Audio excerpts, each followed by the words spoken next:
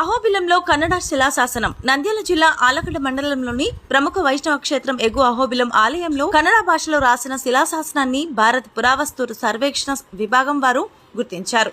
అహోబిలం ఆలయాన్ని TVS company వారు పునరుద్ధరణ చేపడుతున్న సమయంలో శిలాశాసనాల సేకరణ చేపట్టారు. అందులో భాగంగా ఎగో అహోబిలం ఆలయం ద్వారా వద్ద ఉన్న కుడివైపున్న శిలాశాసనంలో వివరాలు పురావస్తు శాఖ వారు వెల్లడించారు. ఈ శిలాశాసనం క్రీస్తు శకం 1553లో విజయనగర రాజు సదాశివరాయల కాలం నాటిదన్నారు. ఆయన పరిపాలన కాలంలో కురుకుంద గ్రామానికి చెందిన లింగరాజు అనే వ్యక్తి అహోబిలం నరసింహస్వామికి సహస్రనామం చేయాలని 12 బంగారు వరాహాలు ఇచ్చినట్లు శాసనంలో ఉందన్నారు. శాసనం కన్నడ భాషలో ఉండటం విశేషం.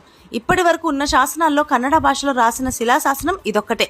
కాకతీయులు, చాళుక్యులు, రెడ్డి రాజులు, విజయనగరం కాలంలోనివి. సుమారు 40 శాసనాలు అహోబిలంలో ఉన్నాయి. ఇవి అహోబిలం చరిత్రకు ఆధారంగా నిలుస్తున్నాయి.